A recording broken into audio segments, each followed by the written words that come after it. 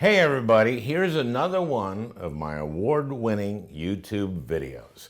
This one is about perhaps the most heroic figure in the 232-year history of the United States Congress, Liz Cheney. Okay, now if you sensed a little irony or disingenuousness there, you might be onto something. You have to remember that Liz Cheney was a huge Trump supporter. In the last 2 years of the Trump administration, Cheney supported Trump's position 92.8% of the time. That's a higher level of support than Trump received over the same time period from Congressman Mark Meadows, who Trump later selected as his chief of staff. In 2018, this is what Liz Cheney said of the Democratic Party on Meet the Press. They've become the party of anti-Semitism. They've become the party of infanticide. They've become the party of socialism. Now, I'm a Democrat. Let's take this one by one, reverse order. Socialism, I guess. If you consider Social Security socialism, I plead guilty. Medicare, too. Infanticide, okay. We know what that's about, and I'm not buying the premise, but let's keep going. Anti-Semitism. Now, I may hate myself, but I love my kids and grandkids, so shut up. But lately, Liz Cheney has displayed some real courage. Here's her responding to her fakakta Republican colleagues after they just threw her out of leadership. Remaining silent and ignoring the lie emboldens the liar.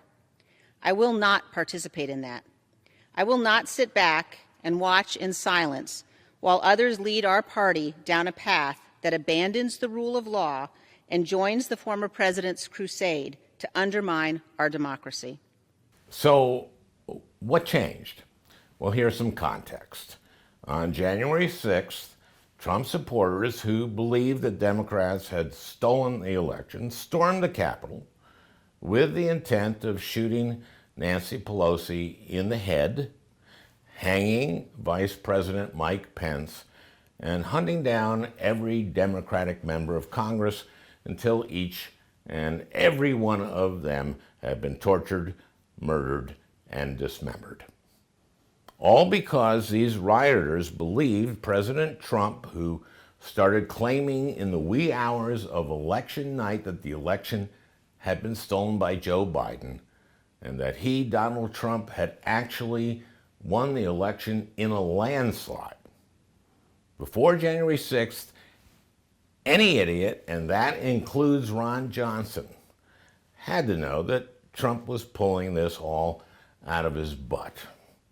The Trump Justice Department had found no evidence that the election had been stolen, and Trump's legal team had lost 60 out of 61 cases, many on the wrong side of scathing decisions authored by conservative judges who'd been appointed by Trump himself.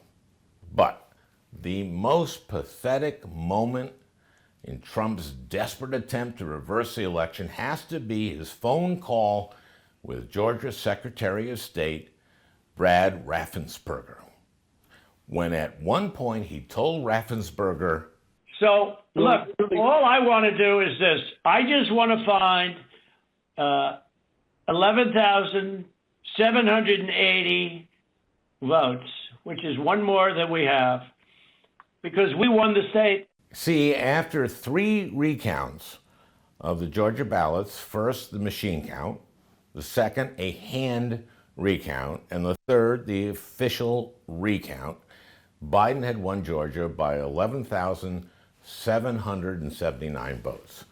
The President of the United States wanted the Georgia Secretary of State to find 11,780 votes, erasing Joe Biden's 11,779 vote margin and winning the state by one single vote.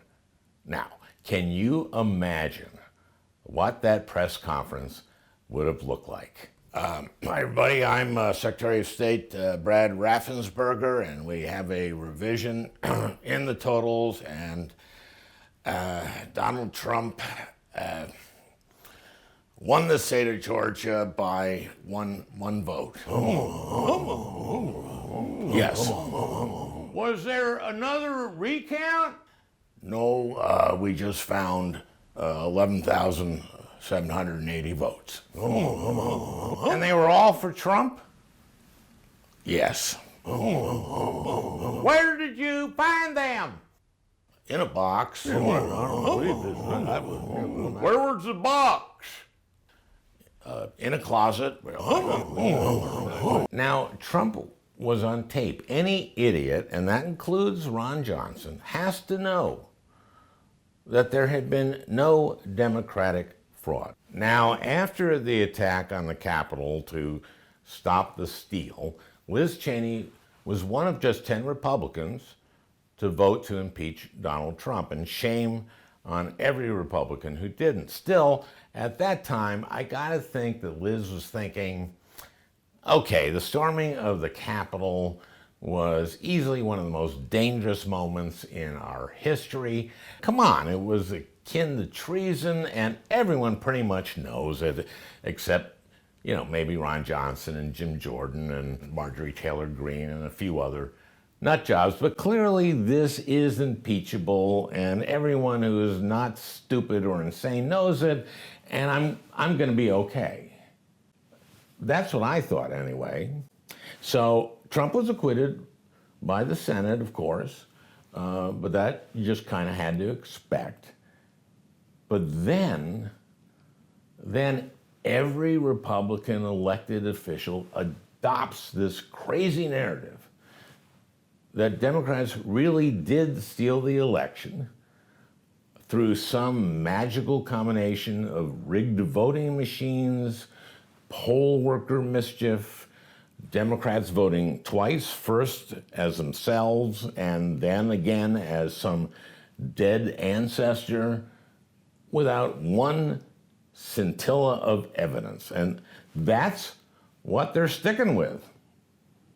And now the Republican Party is the party not just of Donald Trump, but of crazy loser Donald Trump. And Liz Cheney was screwed. She couldn't very well say, I was wrong.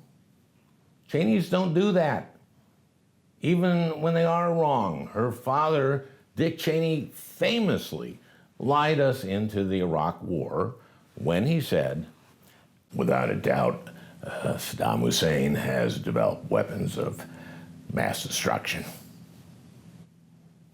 Now, when it turned out that Saddam had no weapons of mass destruction, did Dick Cheney apologize?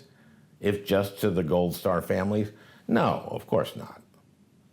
Dick Cheney wasn't famous for his heart. In fact, he had 5 heart attacks during W's second term alone.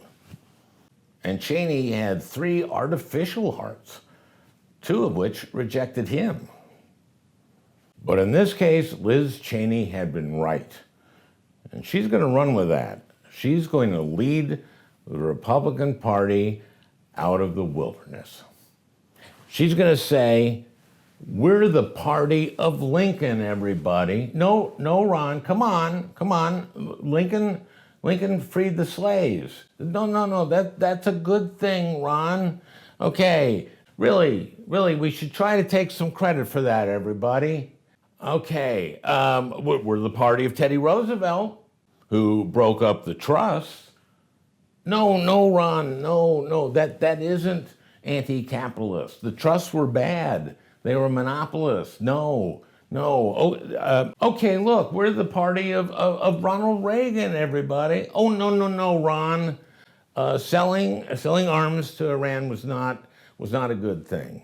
Yes, I know it made it able for us to sell arms to Nicaragua to fight the Sandinistas, but no, Reagan didn't know about that. No, Ron, I'm not saying that Reagan was senile, okay? Look, everybody, let's not do history, okay? History is hard. Let's move on to something else. It's going to be a tough slog for Liz. Let me just tell you. But Liz Cheney is on the right side of history for once. And it's got to feel great. You go, girl. You go.